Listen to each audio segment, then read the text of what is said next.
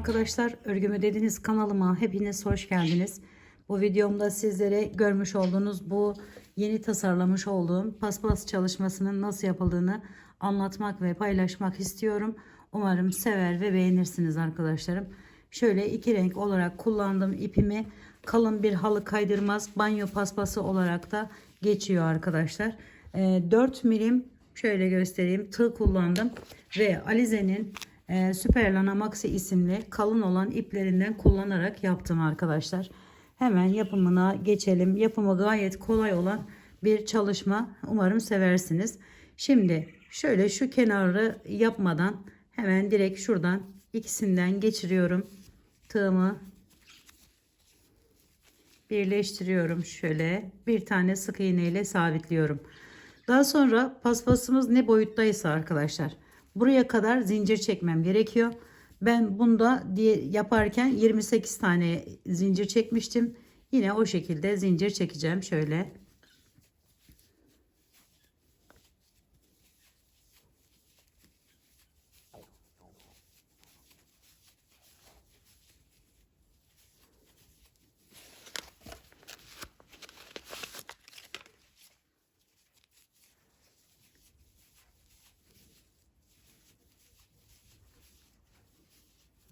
Şimdi arkadaşlarım şöyle çektikten sonra bakın ölçüyorum. Şöyle buraya kadar gelmesi gerekiyor. Fazla böyle sıkmadan ve çok fazla da gevşek bırakmadan bu zinciri çekiyorum şöyle. Şimdi buraya geldikten sonra hemen bakın şuradan ve buradan giriş yapıyorum. Şu şekilde çekiyorum.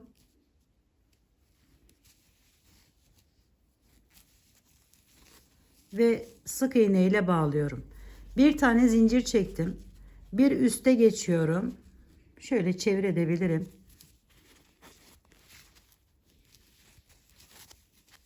Ve yine aynı şekilde zincir çekerek devam ediyorum.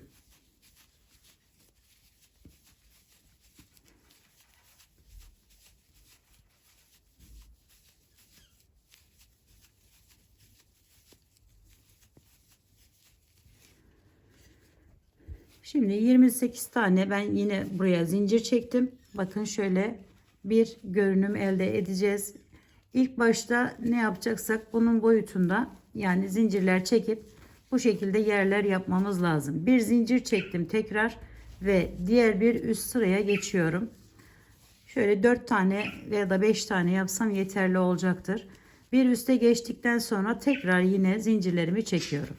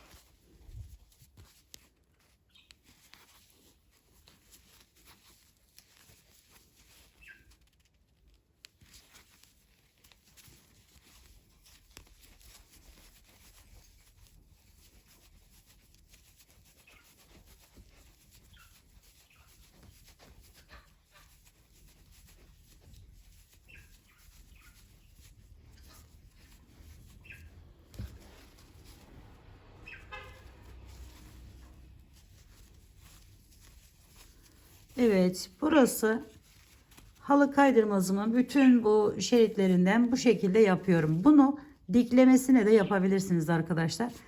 Şimdi ise gelelim burayı nasıl yaptığımıza. Gördüğünüz gibi dokuma tekniği kullandım burada ama şu şekilde yapıyoruz. Şimdi hepsini tamamladık arkadaşlar, öyle düşünün. Ve şu şekilde tutuyorum, ilk yerden giriş yapıyorum. İpimiz altta bir şekilde çalışacağız burada.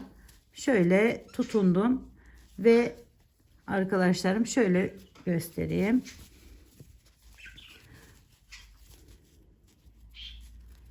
Bu iplerimi de şöyle alıyorum. Şimdi bir üstünden, yani bakın şu altta kalacak şekilde geçiyorum. Şu şekilde aldım. Arkasından çıkartıyorum. Arkasından bu ipi şu şekilde alıyorum ve kaydırma yöntemiyle bağlıyorum. Şimdi bunu üstten yapmış olduk. Alttan yapacağız. Şöyle bakın, şunu aldım. Bunun altından geçireceğim için hemen bir üst sıraya geçiyorum. Şu şekilde. Ve bunu çıkartıyorum. Şöyle. Yani bakın, bunu alta aldık. Bunu üste aldık. Şimdi ise üste alacağız. Tekrardan şöyle üstünden atlatacağız. Şuradan aynı hizadan, bakın arkadaşlarım, aynı hizadan giriş yapıyorum yine ve şu şekilde bağlıyorum. Ve bir diğerini hemen bir diğerine geçiyorum. Bu alttan olacağı için onu aldım. Bunu çıkartıyorum. Altından şöyle devam ediyorum ve geliyorum son yere.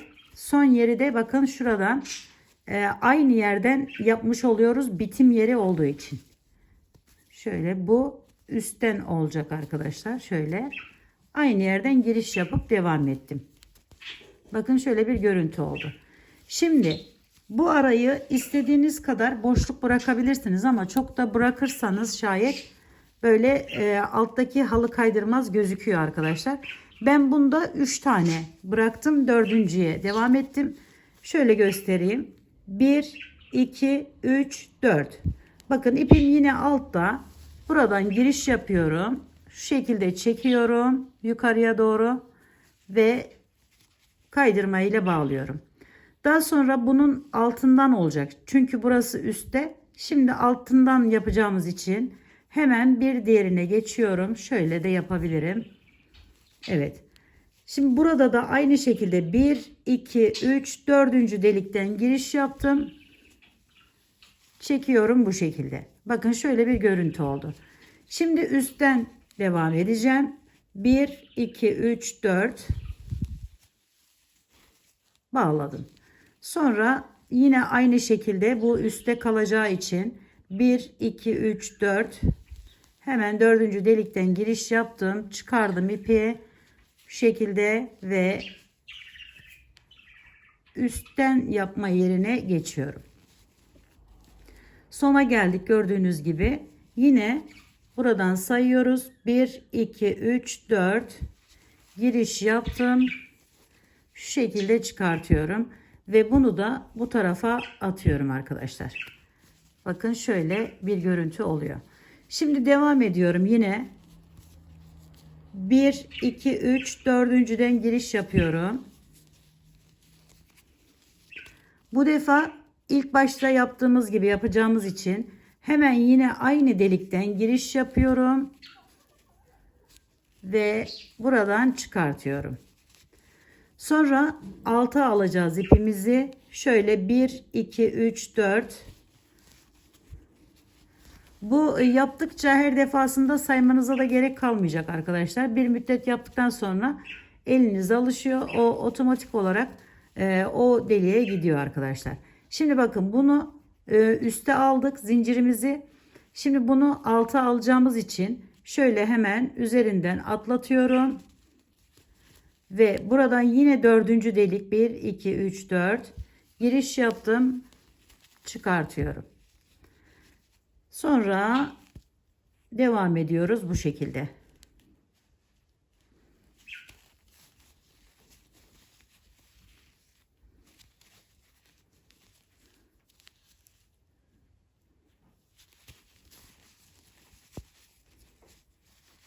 Bakın böyle bir görüntü elde ediyoruz.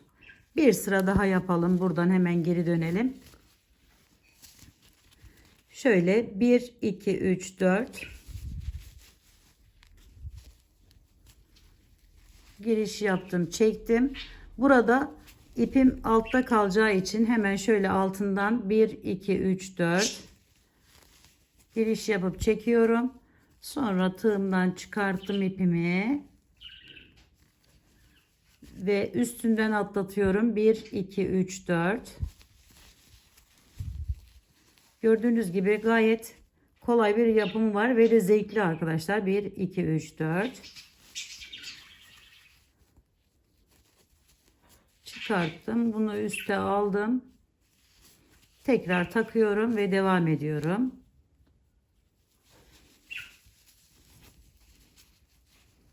Şimdi ise alta geçeceğiz. Şöyle bağlamış oluyoruz. Tamamlamış oluyoruz arkadaşlar. Şöyle yine aynı şekilde 1 2 3 4 diyerekten devam ediyor bu şekilde modelimiz. Bakın böyle bir görüntü elde ediyoruz. İpleri dilediğiniz her türlü ipi kullanabilirsiniz ama kalın bir ip kullanırsanız böyle daha kapatıcı oluyor arkadaşlar. Bir miktarda kenar kısmından bahsedeyim sizlere. Kenarını da en son bitirdikten sonra yapın arkadaşlarım. Bakın zaten ipim burada kalmıştı. Hemen buralardan giriş yapıyorum. Bir tane sık iğne, bir zincir, bir sık iğne, bir zincir şeklinde devam ediyoruz. Köşeye geldik. Bir tane zincir, tekrar bir tane sık iğne. Bu şekilde bakın bir tanesini atlayabilirsiniz bu arada. Bir tane zincir, tekrar sık iğne. Atlamadan yaparsanız daha kapatıcı olacağı için daha iyi olacak. Öyle yapalım arkadaşlar. Çünkü ben diğer tarafta da atlamamıştım. Şöyle aynı şekilde göstereyim sizlere de. Bir tane zincir, tekrar devam ediyorum. Bu kenarında hiç atlamadan böyle birer zincirli devam ettim. Diğer tarafta. Ve bakın şöyle bir görüntü oldu. Daha sonra hepsini yine bu şekilde tamamladıktan sonra bakın şu görüntüyü yapabilmek için ise hemen şöyle yine ipim altta bir şekilde şuralardan giriş yaptım arkadaşlar şöyle. Her birinden bir tane almak suretiyle buraya bir kalınlaşsın ve daha güzel olsun diye böyle bir geçtim. Zincir içindeki zincire de uyumlu olması için aynı zamanda.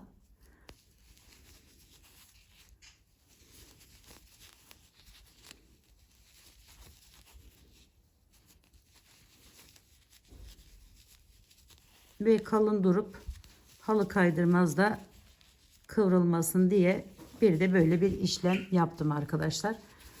Evet, bu videomda da sizlere görmüş olduğunuz gibi bu güzel benim hoşuma gitti, yaptım, kendim yaptım ama böyle beğendim de arkadaşlar aynı zamanda. Umarım sizler de sever ve beğenirsiniz. Yapacak olanlara şimdiden kolaylıklar diliyorum. Bir dahaki videomda görüşmek üzere. Hoşça kalın, sağlıkla kalın, Allah'a emanet olun arkadaşlar.